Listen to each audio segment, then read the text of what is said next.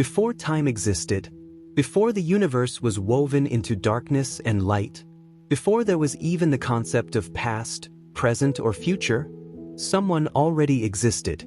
And that someone didn't just appear. He always was. The Word. The living Word. The eternal mind behind everything that exists. Jesus wasn't born in Bethlehem. He became incarnate in Bethlehem. But his existence? His reality? It was already pulsating long before there was a world, stars, or matter. He is God, but he is also the Son.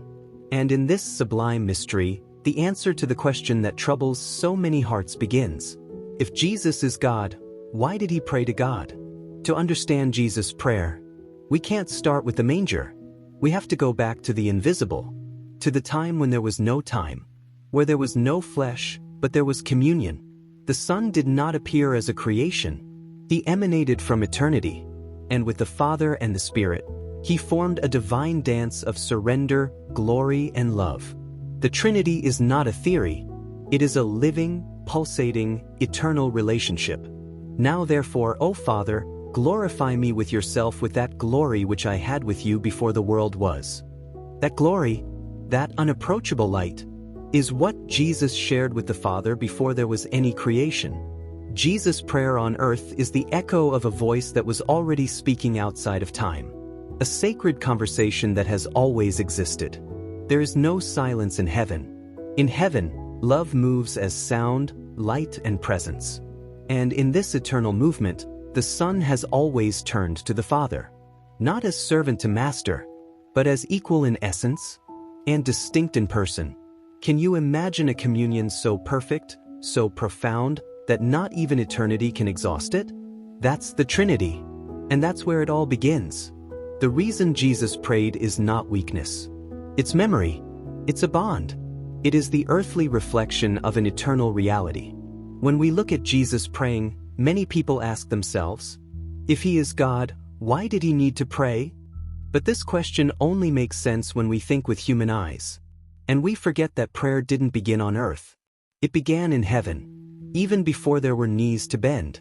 What we call prayer here, it was communion. It was constant presence. It was a look exchanged between the Father and the Son, an eternal dialogue, without words, but full of glory. Hebrews 1 verse 3. The Son, who is the radiance of glory and the express image of his being, upholds all things by the word of his power. Before he was born, before putting on flesh and bones, the Son was already sustaining the universe with his word. And even then he prayed, because praying is not the act of one who needs, it is the action of one who loves. Jesus' prayer was not an act. It wasn't a performance to impress his disciples. It was the purest and deepest manifestation of a relationship that spans time. He didn't pray to find God. He prayed because he never wanted to turn away from him. Prayer was the golden thread between heaven and earth. John 5 verse 19. Truly I tell you, the Son can do nothing by himself unless he sees the Father doing it. This is not weakness. This is voluntary dependence. It's the Son walking as a man, but never losing his eternal connection with the Father. He withdrew. He sought solitary places. He prayed not because he needed answers, but because he knew where his strength came from. Have you ever stopped to think? That God himself, incarnate, chose to pray? That he, with all his power, preferred the path of surrender?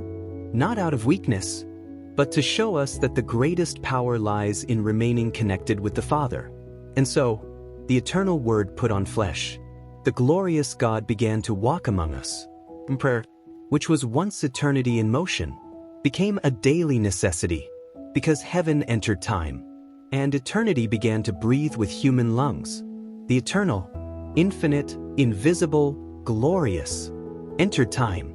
The Creator pierced the veil that separated heaven from earth, and clothed himself in flesh. The God who existed before the worlds. He didn't arrive with thunder or riding on clouds. He lived in silence, like a baby, fragile, defenseless, wrapped in cloths, lying on straw. But there was the one who sustained the universe with a single word. Being in the form of God, it was not a usurpation for him to be equal with God.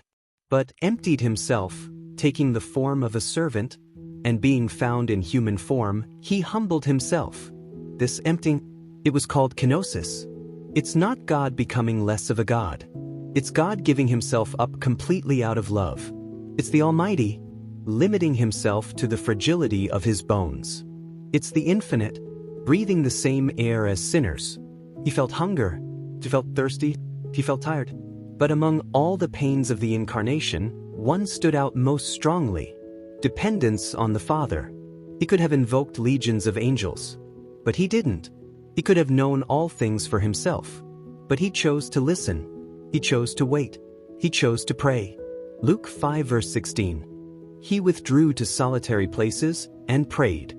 But because the God-made man wanted to remain connected to heaven, not as a ritual, but as a vital necessity. For Jesus, prayer was breathing. Prayer was no longer just an expression of glory. It was also an act of survival. The eternal Son, he felt the weight of the flesh, and yet he didn't murmur. He knelt down, and he cried out. Hebrews 5 verse 7. In the days of his flesh, with strong crying and tears, he offered up prayers and supplications. Prayers from a God who took on our pain. And if Christ himself, the Son of the Most High God, needed to pray, what makes us think that we can live without this connection?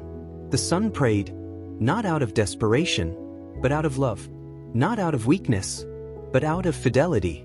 And every time he knelt down, he taught us the greatest mystery of all, that even though he was God, he gave himself up as the perfect servant. Before the miracles, before the disciples, before the crowds and the sermons, Jesus was led into the desert, not by chance, not by punishment, but by divine plan. And immediately the Spirit drove him into the desert. Mark 1 verse 12. The Holy Spirit, the same one who descended on him at his baptism like a dove, now leads him into confrontation. The desert is not just a geographical place. It is a spiritual territory. For 40 days, Jesus didn't eat, he didn't sleep comfortably, he didn't talk to anyone. He descended to the limit of human existence. And it was in that abyss that the enemy appeared.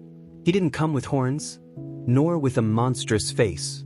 He came with words, with subtle offers, with lies dressed up as truths. If you are the Son of God, turn these stones into bread. The first temptation: use power for yourself, feeding the flesh, before feeding the soul. But Jesus replied, man shall not live by bread alone. Second proposal: the devil takes him to the highest point of the temple and says, launch yourself from here, for the angels will sustain you. It's an invitation to spectacle, to manipulate faith. But Jesus replies, you shall not tempt the Lord your God. Third and final attack: I will give you all this if you fall down and worship me. It was the whole world, the glory of the nations, the shortcut to the mission. But Jesus didn't negotiate. You shall worship the Lord your God, and him only shall you serve.